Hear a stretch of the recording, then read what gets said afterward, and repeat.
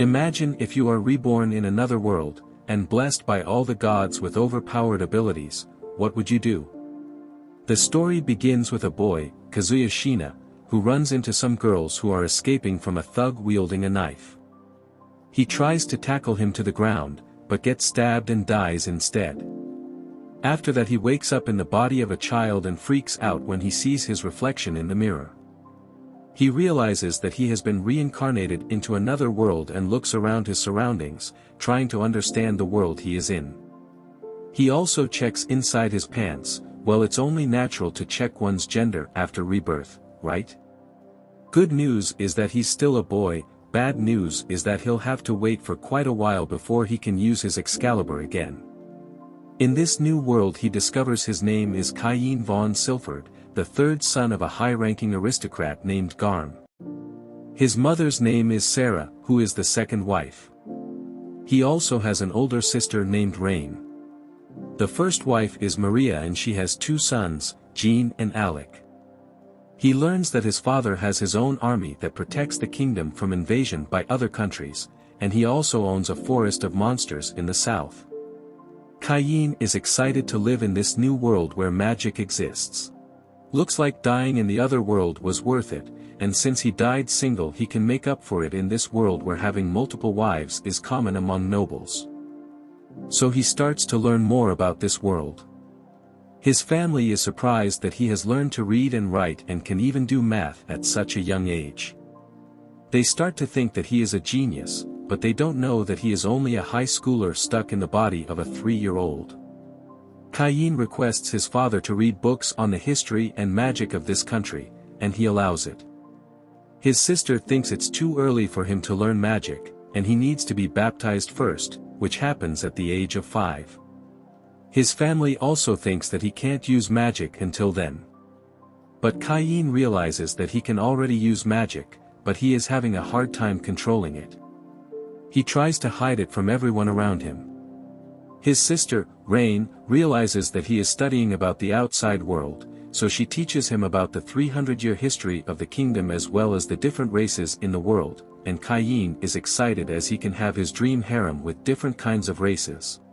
He also learns that the first king of this kingdom started out as an adventurer, and his name was Yuya, and he realizes that this guy is from another Isekai Insights video but decides to watch it later. After 2 years, the day of Cain's baptism has arrived. On the way, he learns that everyone can open a status window to see their stats after the ceremony. In the stats window he sees that his sister can use 3 types of elemental magic. It also says that she is obsessed with Cain, and he is excited about Siscon plot development. Sarah reveals that Rain was granted a level 2 blessing by the god of magic.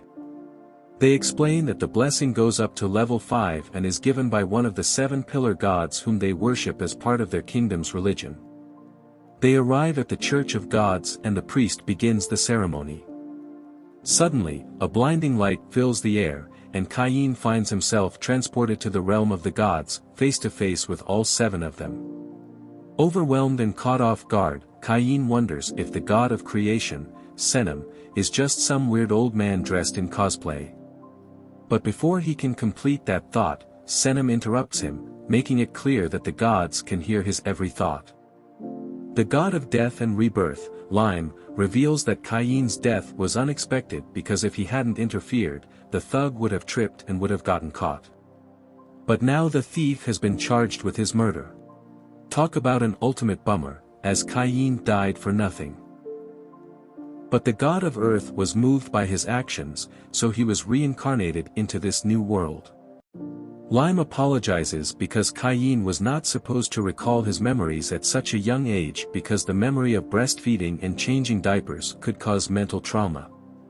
But Cain tells her that it's fine since it was filled with plot, and allowed him to learn magic and even enjoy life with his new family. After that, the god of magic, Reno, approaches him and gives her blessing, followed by Senem and the other gods. Cain receives blessings from all 7 gods. Senem hints that Cain should check his blessing stats when he returns and lets out a mischievous laugh. When he returns to the priest, the statue shines brightly, a sight the priest has never seen before. Garm, curious about Cain's status window, wants to take a look, thinking that Cain must have received multiple blessings. However, Cain quickly makes an excuse, claiming stomach pain and hurries away to check his stats secretly. To his shock, all his magic blessings and skills are at level 10, surpassing the maximum level of 5. He uses Senum's ability to conceal his stats. Back at home, everyone celebrates Cain's birthday, and Garm asks to see his stats again. Cain shows them, thinking he has successfully concealed his status, but they are still astounded by the numbers, particularly his overwhelming magic power, which he forgot to fix. Garm mentions that even the most esteemed royal court magician has a power level of 10,000 at most, nowhere near Cain's level. He acknowledges that with Cain's skills, he will succeed in any job he chooses, but warns him never to reveal his status window to anyone, as he could be seen as a threat to the kingdom. Cain returns to his room, wondering what is considered as average stats. He sees a book about summoning magic, so he goes outside and tries to summon a playmate. But he ends up summoning a demon instead. It starts attacking his sister, who happens to be passing by. He tries to attack the demon with a fire spell, but the demon grabs onto him. While he uses a return spell to send it back, he drops onto the floor and passes out. But he eventually regains consciousness and is happy to see that his sister is smiling and everything is fine. Later, he is presented to a crowd during his debut. He reveals that his goal is to become an adventurer and protect everyone. Meanwhile, we see the gods discussing giving Cain their overpowered blessing. Senna mentions that it's still not enough, and he needs him to be the strongest on the continent by the time he turns 16. Looks like gods have their own plan for Cain. Later, we see that Garm advises Cain to study more to achieve his goals and arranges for tutors to assist him. In his room, Cain wonders what his tutors will be like. He sees them walking towards his mansion, and in excitement, he uses his teleportation skill but accidentally falls onto the most convenient spot possible. The tutor remarks that he won't get anything from there, and he apologizes to her. The tutors introduce themselves as Millie and Nina, who are D-rank adventurers. Nina is an elf, who is a bit shy. Cain reassures them that they don't need to be formal since they are his tutors, putting them at ease. Garm instructs them to teach Cain for 3 years, and they immediately begin his training. They head to the training grounds, where Millie asks Cain to perform some swings. She is amazed by his skill, and suggests a mock fight. Cain charges at her and she struggles to block his attacks. Nina asks him if he received the blessing of the god of war, to which he admits. As the fight continues, Millie realizes she won't be able to keep up with his speed, and suggests that Cain starts learning magic from Nina, before he penetrates her with his wooden stick. Nina reveals that she has a level 3 blessing from the god of magic and intends to start with the basics. However, Cain demonstrates his knowledge of beginner-level magic, and Nina is surprised that he can already use chantless magic, and explains that intense training is required to shorten incantations. She concludes that he is a genius. Millie notes that he even used all the elements, which Nina believes is impossible, as no one in their world can use all the elements effectively. Cain confesses that he also has the blessing from the god of magic, leaving his tutors impressed. And since he is so good at keeping a low profile, he offers his tutors a towel from his item box, and the girls realize that they are basically useless. Cain requests to have a practice session outside since he has never been outside before. His tutors seek permission from Garm, explaining that Cain's training could potentially lead to the destruction of the mansion due to his extraordinary abilities. Garm grants permission, and the following day, they go outside for practice. Nina instructs Cain to cast an intermediate-level magic spell on a rock. However, the spell turned out to be far more powerful than expected, causing the rock to explode and blow his tutors away, leaving behind a giant crater. Nina informs Cain that the spell was way beyond intermediate, while Millie wonders why he still doesn't feel tired. This leads them to realize that he has enormous magic power. Suddenly, a killer rabbit appears and charges at Cain. He skillfully dodges its attack and kills it. Nina uses her GPS spell to locate more monsters for them to hunt, and it reveals the location of nearby creatures. Cain expresses his interest in learning the GPS spell, and Nina briefly explains it to him. He tries it out, and successfully detects nearby creatures. He also identifies their exact numbers, surprising Nina with how he was able to detect so accurately. They defeat the creatures, but one monster escapes into the forest. Cain starts to chase after it, but Millie stops him, warning that the forest is infested with strong monsters that attack the city every few decades, and this is why there is such a huge outer wall built in the city. That evening, Cain realized that he had already reached level 8 thanks to a skill that granted him 100 times XP gain. He worries that if his true status were to be known, he might be taken under state control or even executed. He blames the gods for making him too overpowered, as all he wanted was to have some fun and adventure in this new world. The next day, Cain's tutors took him to the Adventurers Guild to gather information on quests that would be perfect for Cain. There, they encounter a C-rank adventurer who mocks their low ranking and babysitting a child. He asks them to ditch the kid, and have a drink with him. He grabs Nina's hand, and few of his men restrain Millie but Cain intervenes. He throws the man to the ground, and he tries to attack him with his sword, but Cain easily dodges it, and easily defeats the man and his men. His tutors were once again amazed by his combat abilities, and expressed their gratitude for saving them, while Cain wonders if it's too early for him to start a harem. After that, they continued their training session and had a great time together. Jumping ahead to 3 years later, it is revealed that the tutors have declined the extension of their contract. Cain wanted to give them farewell gifts, so he went to the forest. He defeats a blood ogre, and next an earth dragon to create a magic bag for them. The city guards saw the fire from the battle, and thought it was a monster attack. They summoned Garm to investigate, but all they found was a giant crater, and a towel that Cain had dropped which Garm seems to recognize. On the last day of training, Cain presents the magic bag he made to his tutors, and they are astonished to learn that he killed monsters that usually require a party of A-rank adventurers to defeat. Cain mentions that the bag can barely contain the size of his mansion, but his tutors are taken aback because the magic bag they intended to buy is only the size of the back of a carriage. They believed that what he had created was on the level of a national treasure, but they were concerned that someone might try to steal it from them.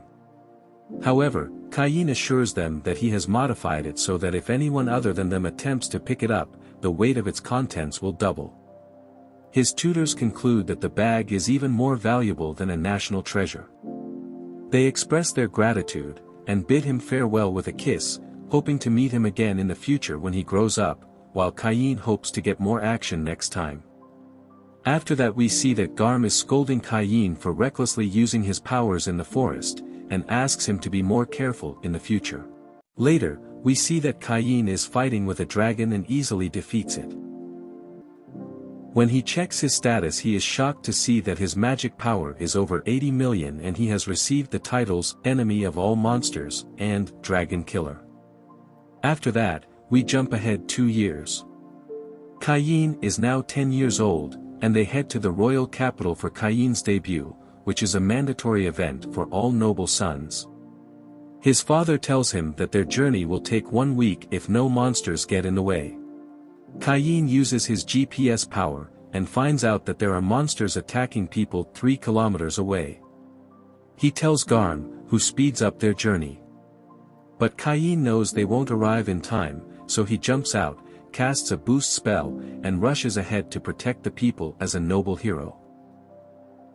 Meanwhile, the monsters are about to wipe out the people, and a soldier desperately tries to protect the royal carriage. A monster approaches the carriage, but Cain suddenly appears. He starts attacking the monsters, and wipes them out. He checks up on everyone, introducing himself as the son of Garm and uses a healing spell to help the soldiers recover. However, some of the soldiers didn't make it, so he stored their bodies in his item box. Just then Garm arrives to help them, but he realizes that he is completely useless. The door of the royal carriage opens, revealing two girls, Princess Telestia and Miss Silk, the Duke's daughter. They introduce themselves to the ladies, and the princess collapses from the stress. Cain casts a spell to help them relax, and they now seem a bit too relaxed. I wonder if he added something else to his magic. They thank him and are already fighting over him. I wonder if Cain has other such spells to keep the girls satisfied. Cain mentions his debut in the royal capital, and the girls reveal they will also be debuting and want him to travel with them.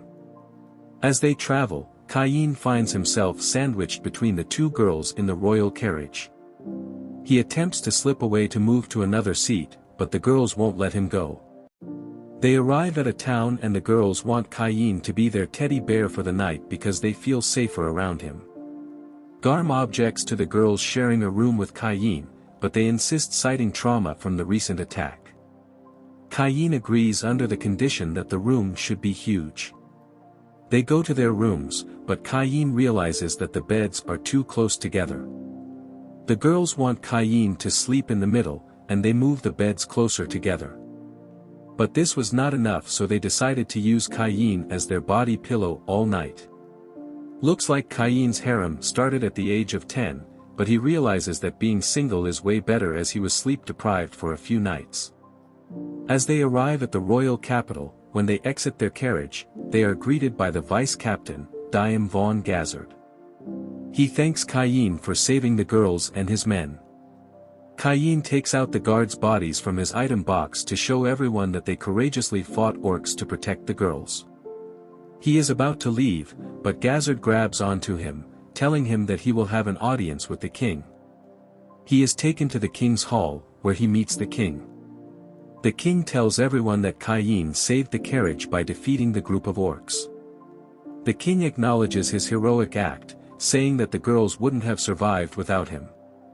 As a reward he makes Cain a baron, giving him his own mansion along with 10 platinum coins. A noble fatso named Corgino objects, saying Cain is too young to be a baron. The king, however, points out that he couldn't perform the same feats that Cain has accomplished, so Corgino backs off.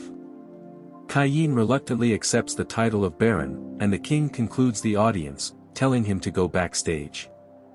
We see Cain in a room with his father, who comments that Cain is the first of his sons to be promoted. The king joins them, thanking Cain for saving his daughter. The king feels the need to thank Cain as a father, and Cain is overwhelmed by their gratitude. The king tells Cain that because he's excellent in both magic and swordsmanship, and has the god's blessing, the kingdom can't let such a talented child go on his own. That's why he has given him the title of baron, and is even asking him to marry Princess Telestia. The Duke, Eric von Santana Mailbeek, also wants him to marry his daughter, Silk. Cain is shocked, but the girls are happy. The king explains that Cain will now be engaged to both girls, and will be married once they reach adulthood. It is because he has slept with both of them. However, we learn that this was all part of their plan to keep Cain in the kingdom. Poor Cain has been caught in their trap, and has no choice but to accept the engagement. The girls express their happiness, and mention that they will never forget the threesome they had during those nights.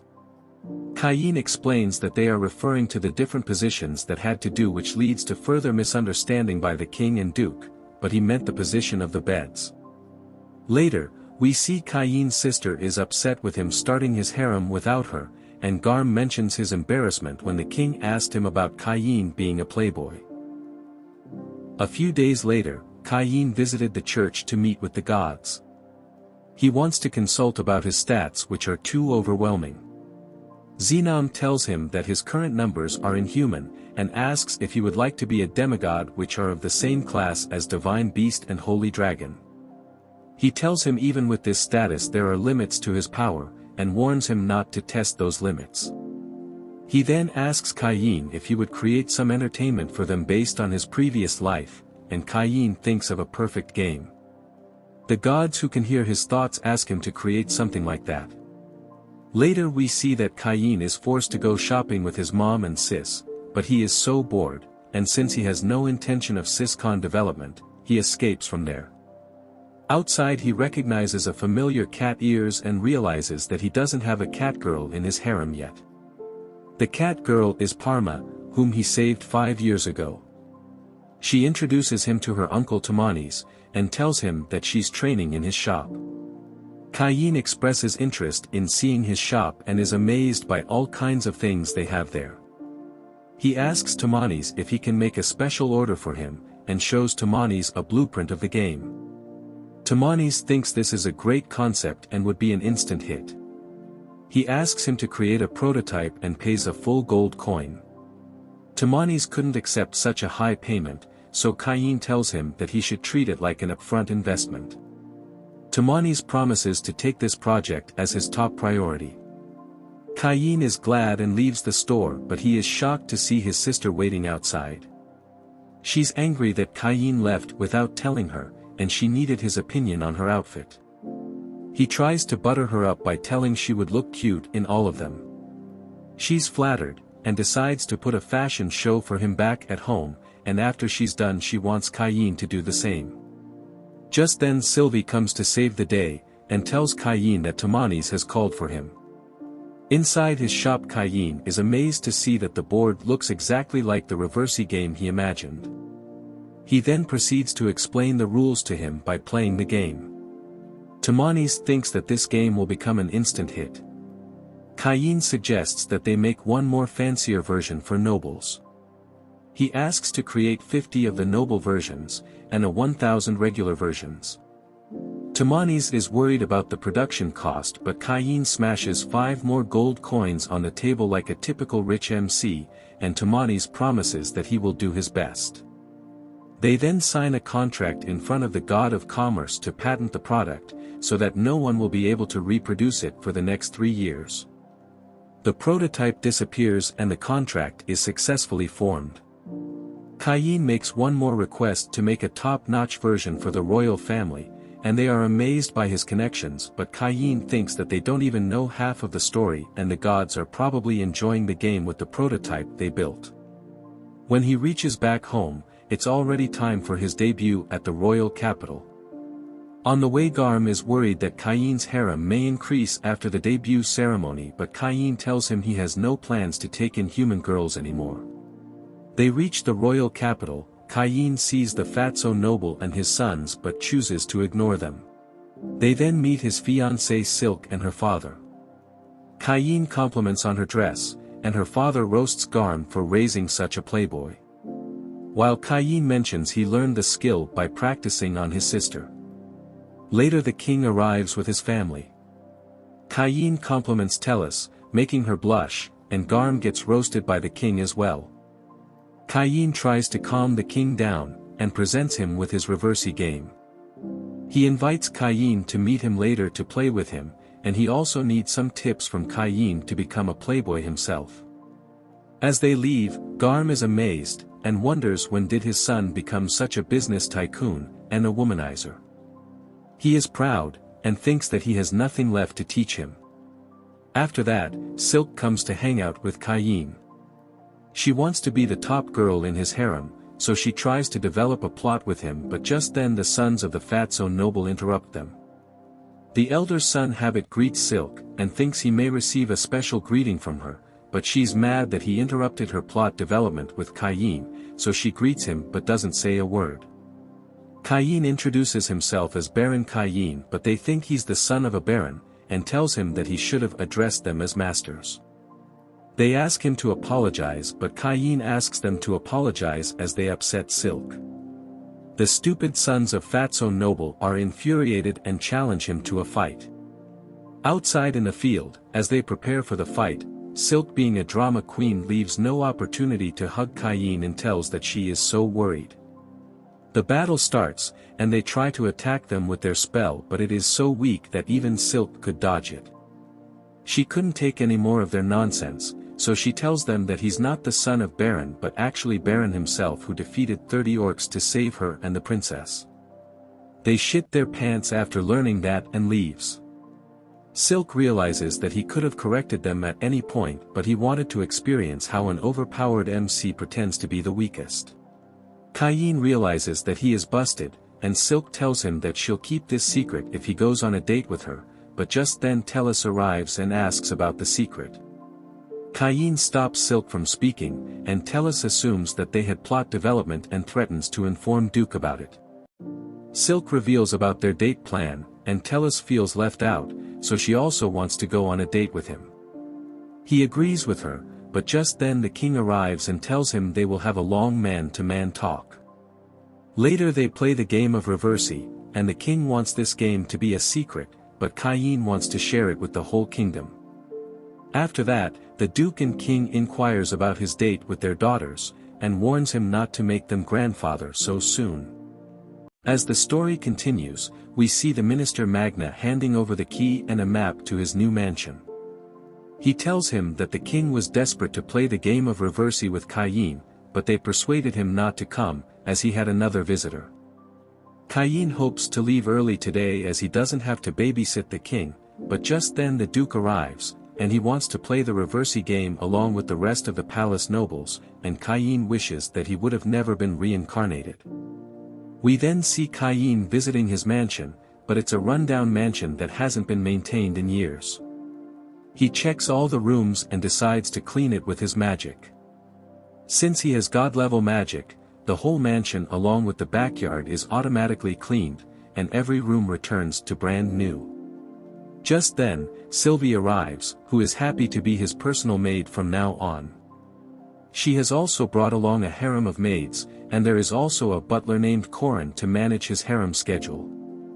Sylvie then asks the maids to clean the mansion, but they can't find a speck of dust. Cain tells her that he used his magic to clean it up, and Corin is surprised how nobody is shocked with his abilities. Sylvie then starts moving his luggage, while Corin reminds him that he should head home as his older brothers are coming home today. Back at home, unlike the typical jealous older brothers, Cain's brothers are pretty cool with him receiving a title and a mansion before them, and they are even proud of their little brother. His sister wishes to see his mansion, and Cain takes his family on a tour of his mansion. Garm is confused as he remembered it to be a run-down mansion, but Cain tells him he remodeled it using his magic. Knowing his ability, Garm is not surprised anymore, and Cain's mother is proud of raising such a son, unlike Garm's other wife. He then gives them a tour of the rest of the mansion. Although his sister and mother are impressed, Garm mentions that his mansion lacks art, like painting, vases or stuffed monsters. When he hears stuffed monsters, he has an idea and disappears for a second to put one up.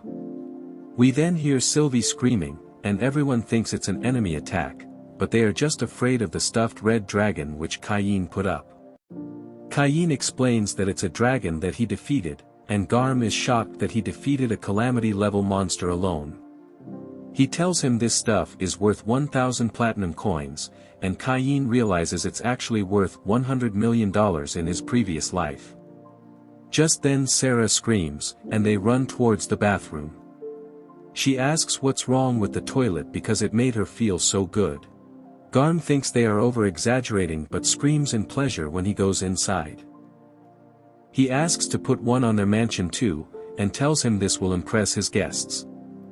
Cain wonders what he's talking about, and Garm tells him it's a rule that the aristocrats who own a mansion must hold a debut party inviting all the nobles. Cain is shocked about learning that, and wishes that he was just a regular boy. Later Corin has already prepared a list to make things easier for him. He notices that King is not in the list but Corin mentions only ranks of Count and above are eligible to invite King. Cain realizes all the preparation and gifts he has to prepare, and is confused about it. Sylvie suggests using his own creativity as the godlike magic power he has is no joke. Cain then uses his magic to make glass, and plans it to gift his guests. He then uses his knowledge from previous life, and prepares hamburger steak. He asks Sylvie to taste his meat, and she loves it. For drink he has prepared carbonated wine. When Sylvie takes a sip, she enjoys every bit, and finishes up 3 bottles, and Cain realizes that she was stronger than he thought. Corin arrives with a message from the royal castle, and later we see King is angry with Cain as he hasn't received the invitation, when it was the king who gave him his mansion. The duke who has received the invitation waves it on King's face, and looks like he is about to cry. Cain, however, has a plan, and tells the king that he wanted to give the invitation in person, and hands over an invitation from his pocket. The king is happy, and Cain is glad that he followed Corin's advice about carrying an invitation. The night of the debut party arrives, and Cain invites everyone inside. The Duke arrives along with Silk, and he gives them a tour. Duke is impressed by the stuffed red dragon, and Silk can't wait to live with him. Cain then thanks everyone, and raises the drink for a toast. As everyone drinks it, they love its fizzy taste, and even the glasses impress them. Cain tells them he prepared it as a souvenir. The king arrives, and tastes the drink. He really likes its fizzy taste, and when he tastes his meat, I mean the hamburger, he feels like he is in heaven. As Tellus is enjoying Cain's meat, the queen comes, and tells the king that the toilet made her feel so better than the king ever could, and she wants one installed in their castle. King wonders if it's that good, and decides to check it out. After trying it out, he thinks that he has been missing out his entire life, and wants it installed by tomorrow. After that, Corin informs Cain that Corgino has arrived. Corgino calls his mansion small and walks in. Inside he gets scared by the stuffed red dragon, but he walks it off and says his taste in art is poor. Everyone thinks he has a bad attitude for a person who arrived after the king. At the table, he tries out the drink, and the hamburger. Even though he likes it, he tells him that it's bad but continues consuming them. Cain offers him 2 glasses as a souvenir, but the arrogant fatso demands 100 glasses, including the recipe of his meat which he reviewed badly. But Cain has a plan, and stalls him as another red object approaches in his GPS. He tells Corgino that he can't comply with his request, instead he will offer him the biggest treasure in the country. Cain steps aside to reveal the king standing behind him, which catches Corgino off guard. The king scolds Corgino for his behavior, and he backs off.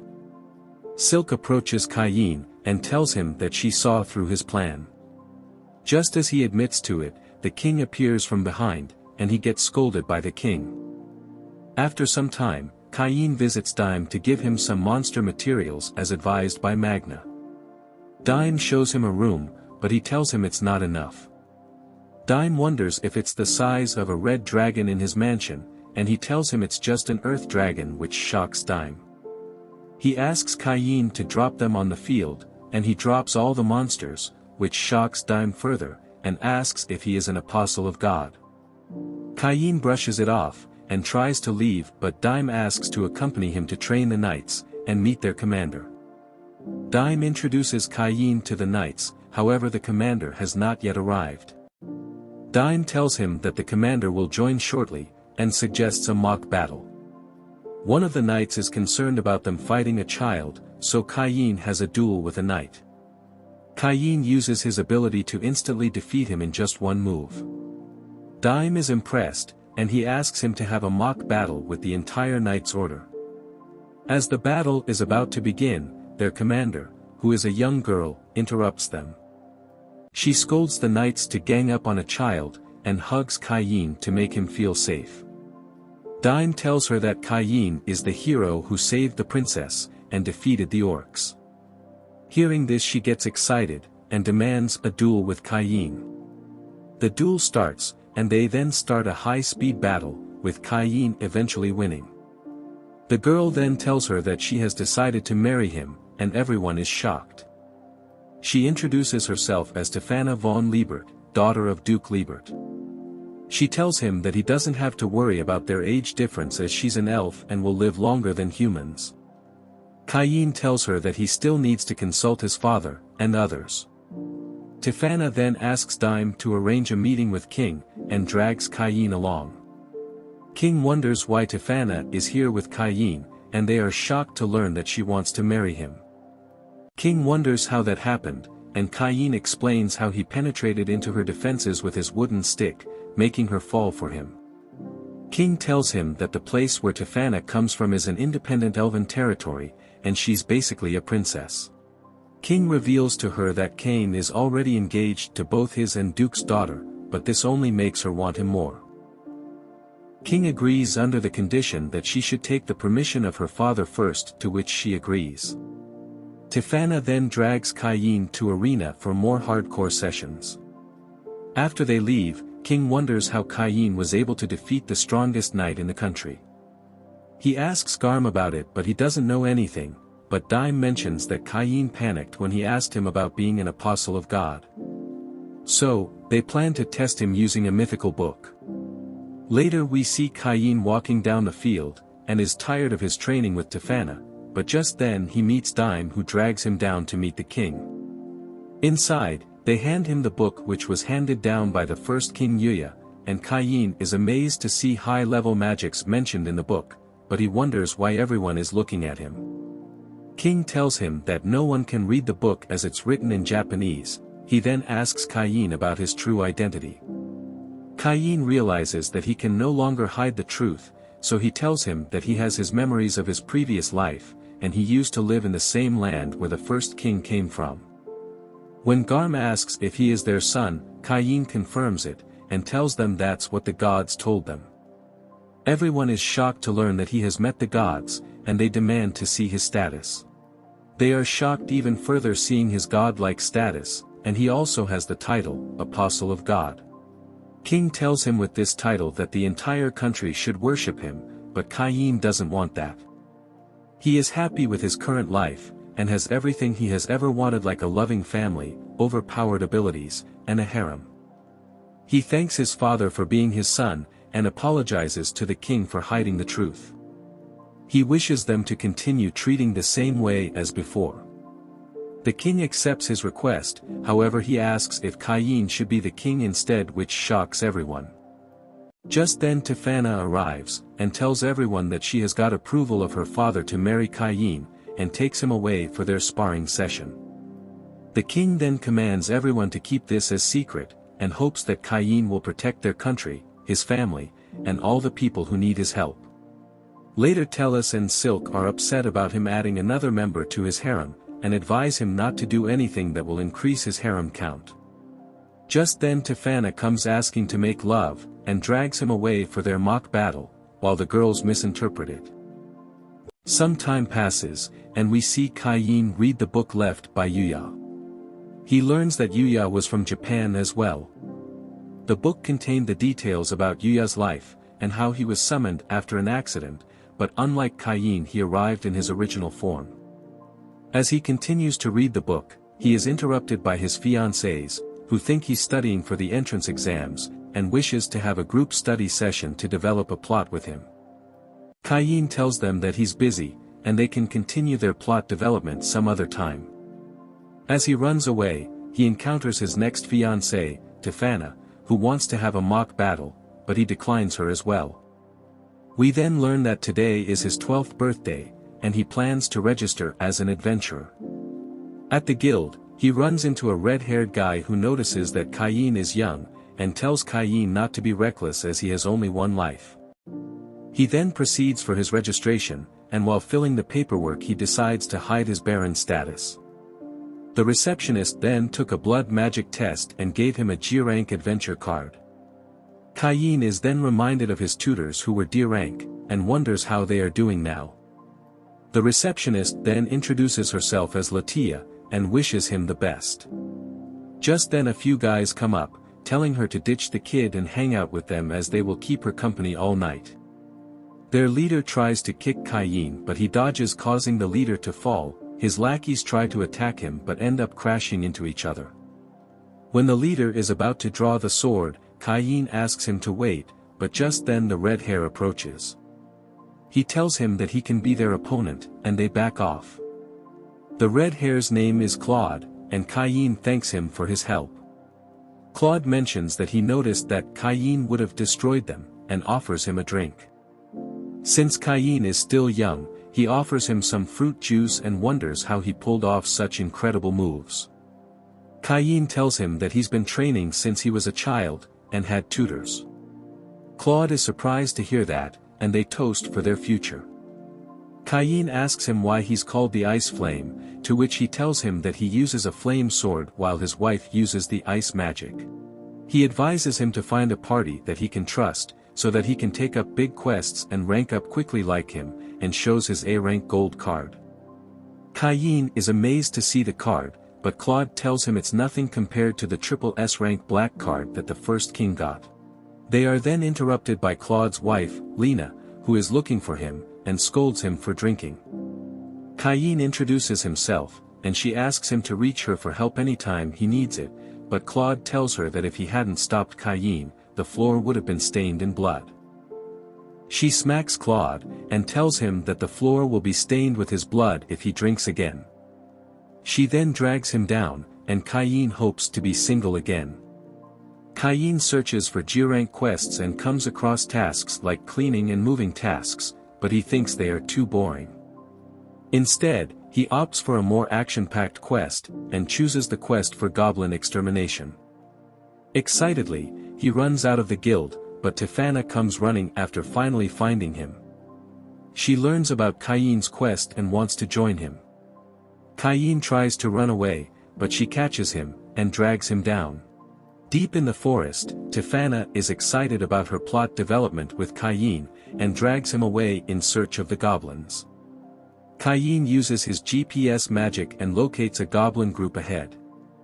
When they reach there, they spot a man about to be killed, and they teleport right away to save him. Cain uses his heal magic to save the man, while Tefana attacks and kills the goblins. Just then a larger grouper confronts Tefana and Cain uses his magic to power her up. Tefana feels the warm magic filling her up, and says now she has become one with his master. She then charges onto the goblins to destroy them, as she kills the goblin she imagines Cain to be by her side, and getting married to him. As she tries to develop a plot, they are interrupted by a group of green lizard monsters. Cain asks her to take the man to safety, and uses his magic to defeat every single one of the green lizards. Later that day, Millie and Nina wonder why there is a giant crater instead of the lizards. Back at the guild he tells Latia that he defeated 30 green lizards, and wonders if can claim the reward even though he didn't take the quest. She is shocked that he defeated the green lizards, which usually takes a group of C-rank adventurers to do it, and reports it to her chief named Cedric. Cedric thinks that he's a fraud, and decides to revoke his guild card. But just then the guildmaster arrives, and asks Cedric why he thinks Cain is a fraud. Guildmaster hears out Cedric's reasoning, and tells him he knows nothing. He then asks a person to come in, and it's Tefana. She comes rushing in, and hugs Cain and calls him master.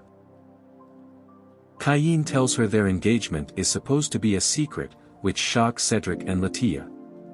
The guild master reveals that he's known as Baron Cain, and Cedric is shocked.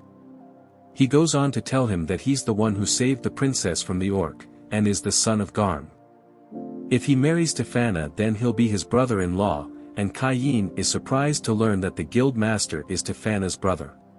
Cedric then immediately bows down begging not to execute him, and Tefana tells Cain if a commoner insults a noble, they can be executed, but Cain would never do that, so he accepts his apology, and tells him to avoid making assumptions in the future.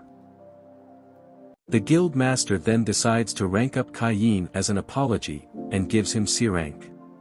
However, Tefana tells him that he defeated a red dragon at the age of 10, and he is stronger than her, making him the strongest in the country. So, he raises his rank to A, shocking Cedric and Latia. The guild master then asks Cain to do the guild's nomination request from now on, and asks Cedric and Latia to handle the formalities. The guild master thinks that Tefana has probably forced the marriage on him, but she tells him that they make love all the time.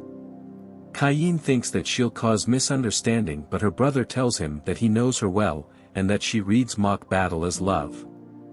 Cain is glad that he isn't the only one who has some sanity, and the gods think that Cain truly never changes. The god of magic wonders if it was necessary to give him this much power, but Xenom tells them it is necessary, and he needs to get stronger as Aaron's seal is about to be broken, and everyone is shocked because if that happens the whole world will be in danger again. So, they think Cain should have more training, and they all agree to train Cain under the mysterious man. Later Cain is joined by Tellus and Silk for group study, but just then Tefana comes up asking for a beach date after the forest date they had, and Tellus and Silk are infuriated thinking he ditched them to go out with Tefana, and poor Cain is in trouble again. After that, we see Cain oversleeping on the day of his exam, and Sylvie is worried that she was late to wake him up. She helps him change quickly, and Cain uses his teleportation magic to arrive on time. While taking the exam, he wonders why Tellus and Silk aren't there. Teacher begins the 2 hours written test, but due to his knowledge of previous life he finishes it in 30 minutes, and sleeps for the rest. The teacher then took them for their magic ability test where they will be shooting their strongest spell on the target. She tells them not to worry as there is a defensive barrier around the training area. The other kids begin shooting their fireball, and it's so weak that Cain decides not to use his ultimate inferno move. He decides to use a fire bullet that turns blue. The teacher thinks she has never seen this before and tries to stop him, but it's too late. Cain fires the magic towards the targets and destroys the entire fields for miles. He thought it would be safe to use a beginner-level spell since there was a barrier, but the teacher thinks it's impossible for someone to be this strong at such a young age, and checks for the casualties. Meanwhile she asks them to continue with their swordsmanship exam, and there we see the professor introducing the adventurers who will be conducting the exam. Cain notices Claude is one of them. Claude wonders what Cain is doing here, and decides to duel him. They clash against one another, and Cain blocks his every attack. Cain asks Claude to relax as he would have destroyed any other student, but Claude is enjoying the battle, and activates his ability. As their battle intensifies, the teacher asks them to stop their sparring as all the students have shit their pants. Claude wonders if they overdid it, and hopes to fight with Cain later. The teacher tells them that the exam is over, and he can come back later for the results. Back at home, Sylvie asks Cain about the exam, and he tells her everything went fine. Later, we see King inquiring Cain about the incident during the exam. He tells them that he used his magic as he thought there would be barriers, and he will be careful next time. The king then asks where he took the exam, as Tellus and Silk didn't see him. King tells him that the academy has 2 entrances, and Cain tells him he knows about it. The north entrance is for the nobles, and south for the commoners. Cain realizes that he messed up as he took the south entrance. The Duke tells him that when the teacher approached him about the problem with a student, he realized that it was Cain, and couldn't contain his laughter. The king tells him not to overdo it again, and Cain apologizes for his mistake. The day of the results arrives, and as Cain is checking his result, Silk arrives and congratulates him for being the top of his class. At the entrance gate Cain sees his sister, and she immediately hugs him, congratulating for being the top of the class. She tells him that he will have to give a speech to the whole school as he's the topper, and Cain wishes he rather have some plot development. Back at home, Sylvie is anxious about the result, and she's glad to know that Cain has passed as the top student, and decides to prepare a luxurious feast for him. When the time of ceremony arrives, Cain waves to his parents who are present there. He then meets Tellus and Silk, and sits in between during the ceremony. The boys are jealous, wondering who he is to sit so close between the 2 beauties, while the girls think he is so cool. The teacher calls him to give the speech. During the speech, he admits that he mixed up the exam gates. He says that, like the first king taught them, he believes in equality and hopes to make friends regardless of his background. Just then the king arrives for the speech. He mentions that there are some irregular students here, and hopes that teachers will do their best. Cain realizes that the king is indirectly warning him, and his parents feel embarrassed. We then see Cain attending his first class, and he sits with Tellus and Silk. The teacher comes, and introduces herself as Elka. She asks the students to select the course they want to take in the class. Although Cain wants to choose adventuring, Tellus asks him to choose nobility, and Silk tells him he can choose adventuring with it. Tellus reveals that she'll be choosing domestic affairs to manage his future territory, and Silk will choose the commerce course to study about the territory he'll be ruling, and Cain is happy he's picked the right girls for his harem. After the class is over, Cain sees Parma getting bullied by Habit and his brothers. Cain stops them, and tells them that she's his friend, but Habit tells him that he'll tell this to his father and destroy her house. Tellus and Silk appear, and they threaten them to report this incident, which makes them shit their pants and back off. The girls think that Cain is close to the cat girl, so they ask him to kneel while they have a chat with her. Cain realizes how marriage works, so he kneels down and wonders what they're talking about. Suddenly he hears a mysterious voice in his head, and it asks Cain to come inside the library. As Cain goes to the library, he's teleported to a different dimension. There he meets a guy who offers him coffee, and he wonders how this world has coffee. He addresses him by his real name, and asks him to have a coffee. Cain is skeptical but decides to drink it, and realizes that it's been a long time since he tasted a coffee this good. We learn that the mysterious person is the first king, Yuya, and Cain is shocked. He thinks that he should be over 300 years old, and wonders if he is a ghost. Yuya asks him to check his status, and Cain learns that he has the title God of Creation. Yuya tells Cain that this world is called Fabrinil, and it was created by him. He tells him he got a request from the gods to train him. Yuya asks Cain to take the cookie from him, but as he tries to take it, Yuya draws his sword to block him.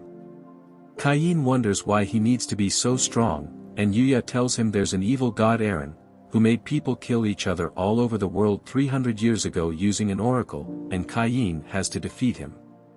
Yuya and his friends managed to seal him away 300 years ago, but that seal is slowly getting loose, and due to this, Eren will be resurrected soon. Cain asks why Yuya can't take care of it, and he explains that he has become the god of this world, and as a god he or other gods can't interfere with his world, and Cain will have to take care of it. He tells him that he will share something that has to do with his previous life after the training, and teleports outside.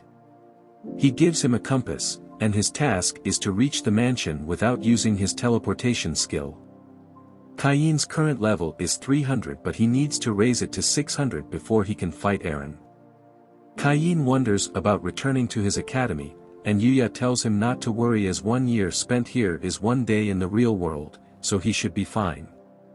Yuya tells him that he can either do it or not and teleports back. Cain realizes that he has no other option, so he rushes into the forest. He faces a giant snake, followed by a giant orc, and defeats it.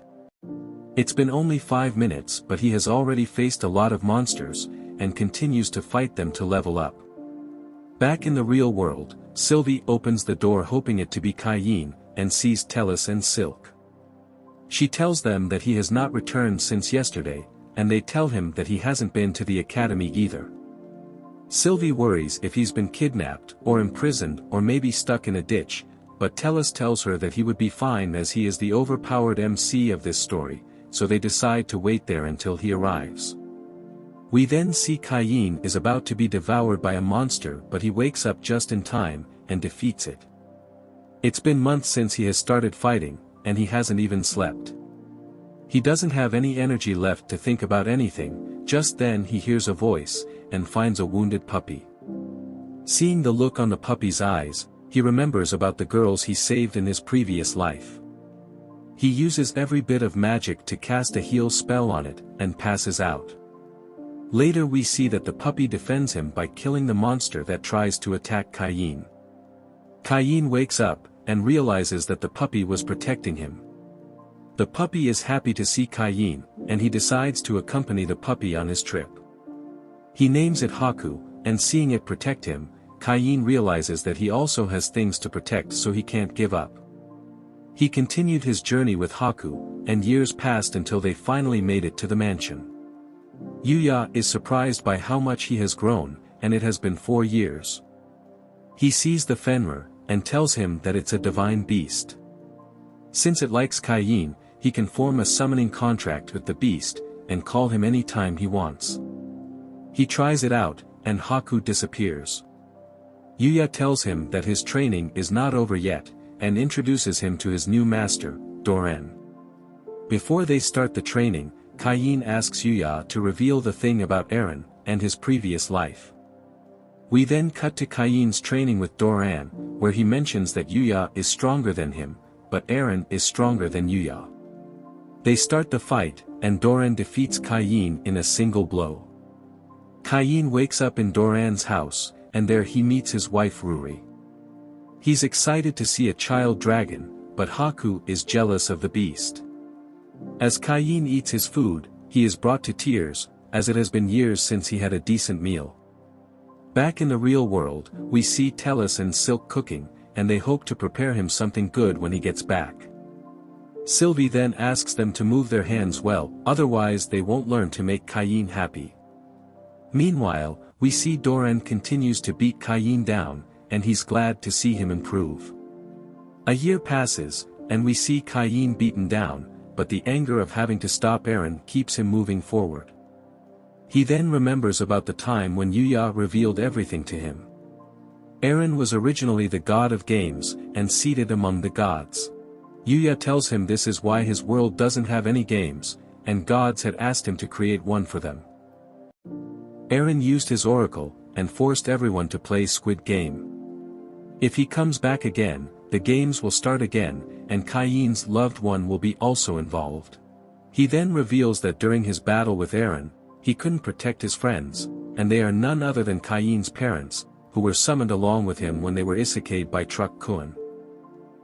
The gods asked them to save the world, and they fought with Eren. His mother's inferno spell was ineffective, and as the battle continued Yuya and Cain's father managed to hold him back, but with a single blow he killed all their companions, along with Cain's mother. His father couldn't take this, and he sacrificed himself, giving Yuya an opening to seal Eren away. Remembering this, Cain finally manages to defeat Corrin. His training is finally over, and he visits his parents' grave. Yuya shows him the cookie, and this time Cain manages to take it from him. Yuya tells him that he has gotten stronger, and Cain thanks him for his guidance. He invites Cain for coffee, but he wants to return to his world quickly, as it has been 5 years since he has seen everyone. Yuya uses his magic to turn back his age to match with his real world, and asks to take Haku with him. Just then Doran arrives, and asks to take the little dragon as well, and Cain forms a contract with it. As he leaves, Yuya also gives him his sword. Cain gets back to the real world, and everyone is glad on his arrival. Tellus and Silk give him the cookie they made, and he gets emotional. Later he gets scolded for his absence by Tellus and Silk. After that, he briefs the details to the king, who is surprised that he met with the first king. He also shows them the weapon he got from the first king, which makes them believe him. He tells them about the training he had to undergo for 5 years, and the king is shocked to hear that. While Duke thinks he still has his humor intact after 5 years. He tells him that while he was away, he forgot to accept the request from the Adventurer Guild, and it could lead to the cancellation of his registration, and Cain is shocked. He meets the guild master, and apologizes for not responding to his request due to his busy schedule with Academy, and other works. The guild master tells him that Tefana was missing him, and her bottled-up love might explode any second. Cain thinks he will use his wooden stick to satisfy her desire later, but now he is more interested about the Adventure Guild registration. The guild master tells him that if he doesn't take his request right away his registration will be cancelled, and he accepts the request. He has to capture 10 bandits which are on the way to the capital from a territory called Gracia. Cain uses his teleport magic to reach there in an instant, and uses his flight magic to survey the area. He sees the bandits attacking a carriage, and when he lands, he notices that they are his tutors. He sees that Millie is hurt, so he uses his healing magic to treat her wounds. The bandits mocks him, and asks him to go feed on his mommy. Cain is pissed, and activates his boost ability. He defeats them easily, and thinks holding back is really difficult. Cain tells them that he came on the request of the guild, and they think that he should be at least C rank for accepting such quests. But they are shocked when they see that he's an A rank adventurer, and they wonder what they should do with the bandits. We then see the bandits being dragged in a carriage, and the residents are disgusted at them. The person they escorted is Sabinos, who is the father of Parma. She is surprised that Cain caught all the bandits, and thinks he works so hard even on the off days, and he must have other barren works to do. His tutors are shocked to hear that Cain became a baron. Millie thinks now she has to call him Baron Cain, while Nina thinks of calling him Sugar Daddy, but he tells them to treat him as usual, and call him just Cain. His tutors are impressed with him, and tries to develop a plot with him, but he escapes from there as he has to hand over the bandits. Cain hands over the bandits to the guild, and the receptionist is impressed that he captured them so quickly. Meanwhile his tutors have reached the guild, and they are again harassed by the same adventurers. Cain stops them, and they realize it's the kid from before, so they back off. Just then Claude arrives, and it's revealed that Millie is his sister, shocking Cain. Claude learns that they were Cain's tutor when he was 5. They decide to celebrate this occasion with a drink, and we see them toasting to adventure. Although, Cain is still drinking the fruit juice.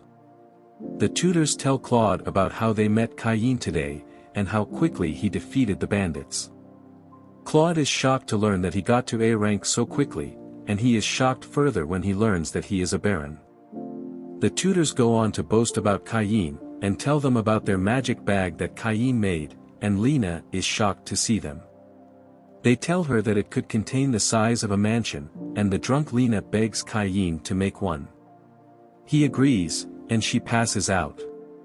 Claude tells him not to worry as she won't remember anything tomorrow. Cain then remembers that he has to go to school tomorrow, and he has so much to catch up on. Nina offers a goodbye hug, but he already has an elf in his harem, so he just runs off. Claude wonders if there's anything that they could do to help him at school. Just then we see Latia is looking for substitute teachers at school, and Claude has a plan. The following day, the teacher asks the students to cast their magic at the target. Cain is excited to show off his skill that he learned from Yuya, but the teacher tells him that she got a letter from the headmaster that Cain should only observe, and he feels left out. Meanwhile Claude and team watch this, and they plan to do something. During his next class, the teacher introduces Claude and his team, and Cain wonders why they didn't tell about their visit yesterday. Claude asks the class how many of them are registered as adventurers, and everyone raises their hands. He then asks the class to put out their adventure card in front, although his goal was to make Cain popular in class. Cain thinks that his A-rank card will make it even harder to make friends, so he tells him that he forgot to bring it. Claude then thinks they will have to use their trump card. In their next practical session, Claude and others start their training.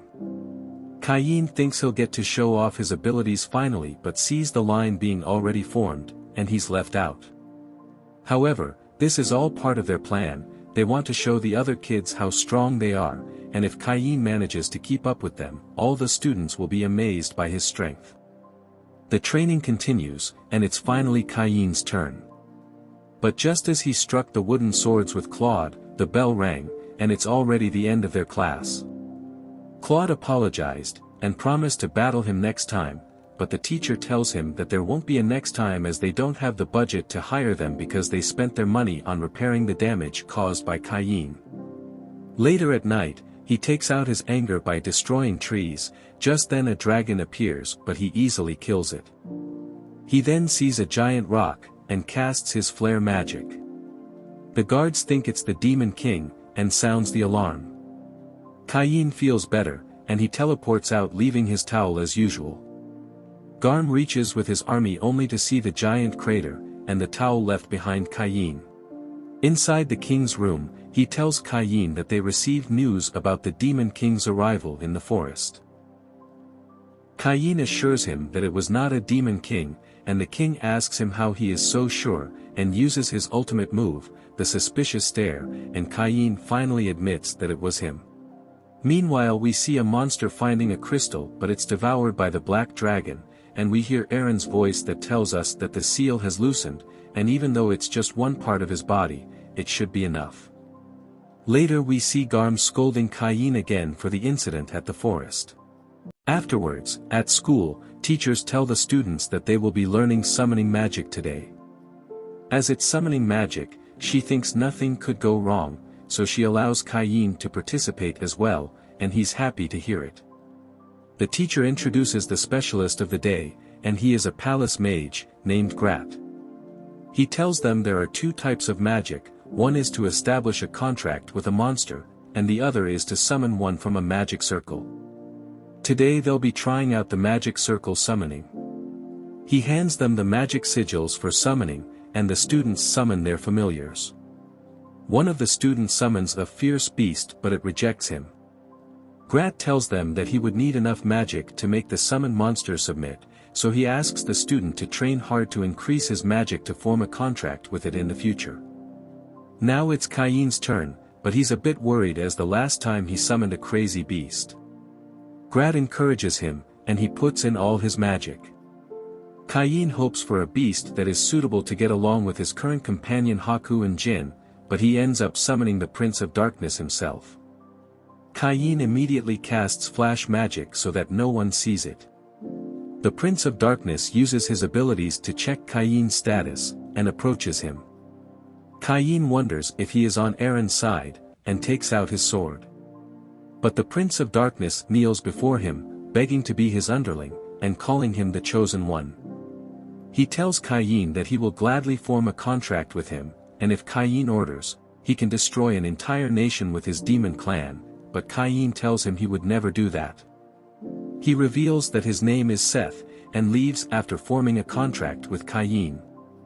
After Seth leaves, Grat asks what happened to the person who called him Prince of Darkness. Cain tells him that he couldn't form a contract with it, so he left. Grat leaves after that, and Cain thinks he covered it up nicely, but later he is summoned by the king. The king and the others are shocked to learn that Cain summoned the Prince of Darkness, and formed a contract with it. The king scolds Cain for being too reckless, as the Prince of Darkness is so powerful that he could destroy the royal capital in the blink of an eye. Grat wonders how that's possible, as one would need an incredible amount of magic to summon something like that. The king tells him that his training with the first king has increased his magic level, and asks Cain to show his status. He also tells Grat to keep this a secret, if he tells it to anyone he will be executed, and Grat wonders what the hell he has gotten himself into. Cain shows his demigod status, and everyone in the room starts panicking, also the status now shows immeasurable. Grat immediately bows down to him calling God, and the others think they should now call him Master Cain. The king realizes Cain's power, and begs him not to destroy the nation.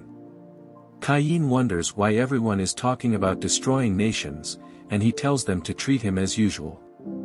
The king plans to make Cain a viscount, and give him his own town.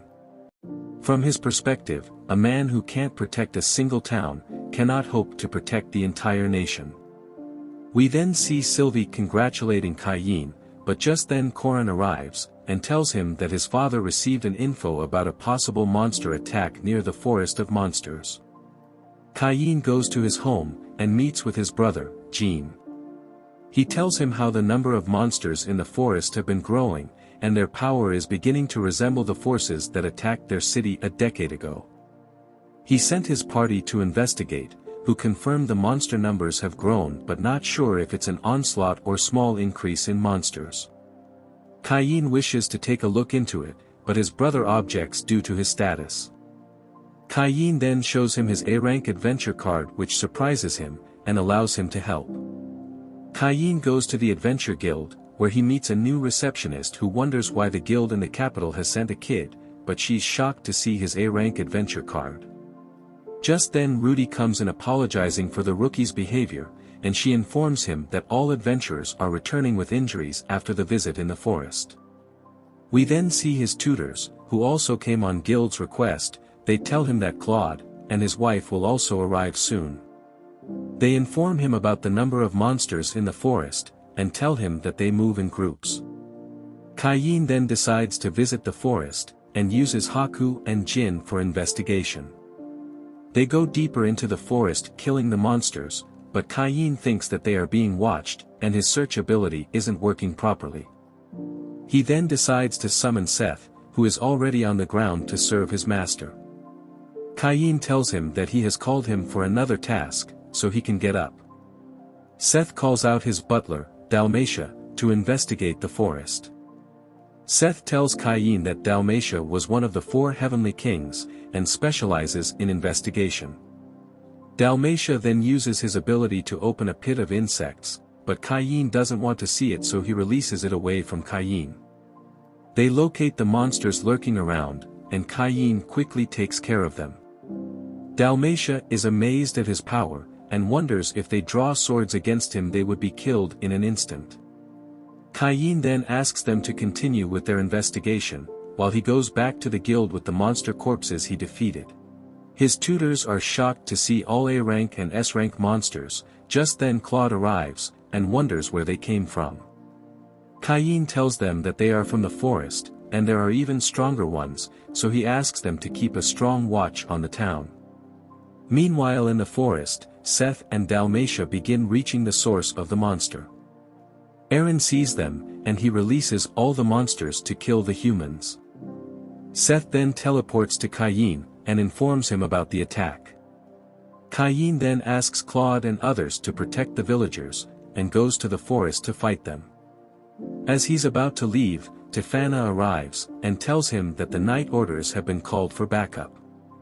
He asks her to protect his home, and runs out to the forest. Seth wonders why they are running since they can just teleport, but Cain is trying to keep a low profile, as teleportation magic is not a normal thing.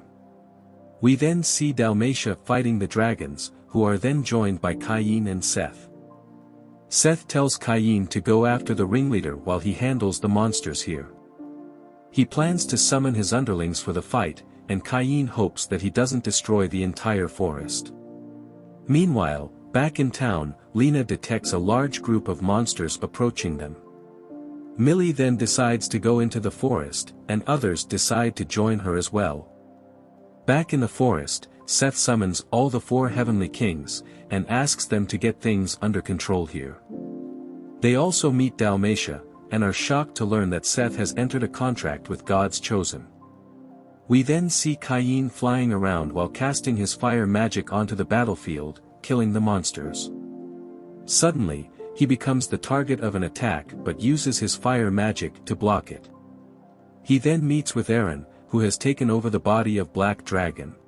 He tells Cain that all of this is a game to him, to see if all humans will get wiped out by the monsters, and continues releasing his monsters.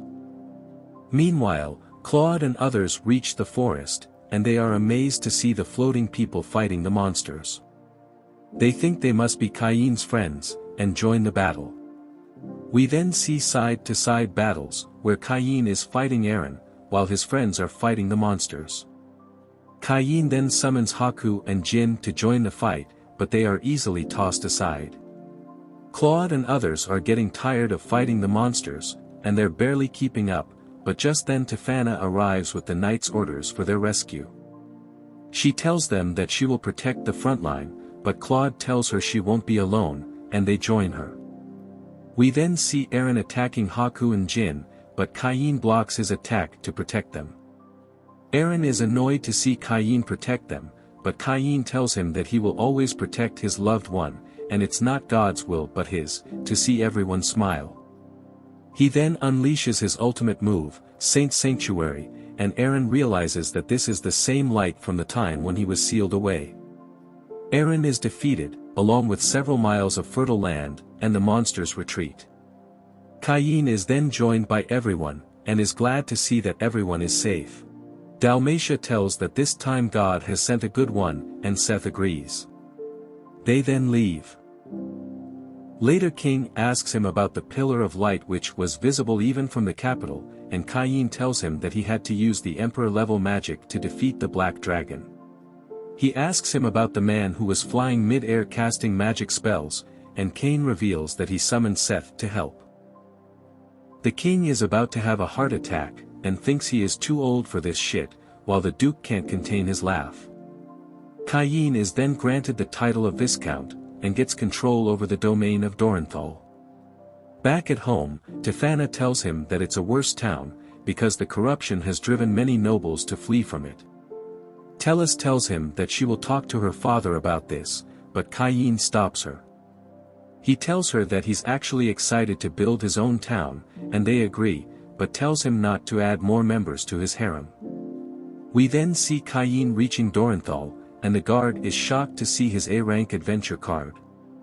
Later we see King receiving the news about Cain, and we learn that he was assaulted by the guild under the pretense of a welcome party, and he ended up damaging the arena. After that, he kicked out the adventurers who misbehaved with a cat girl, leading him to his arrest. Later when he's hanging out with his fiancées, Seth suddenly appears asking for his help. Apparently his wife, Lefana, has kicked him out as she caught him cheating, and needs his help. Just then his wife appears, and Cain introduces himself. She asks Cain about their quarrel, and Cain sides with her. Seth tells him that she was a sweet girl, but after marriage she changed. Tellus and Silk scold Seth for being unfaithful, while Cain feels like this is a warning to him as well. Lefana forgives Seth for this time, and bids farewell.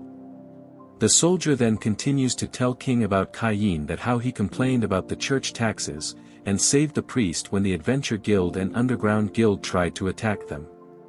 He also built a wall around the town, and built himself a castle which is even larger than the king's castle. Cain wonders if he went too far, and later gets scolded by everyone. This is where the video ends. Hope you liked my recap. Thanks for watching.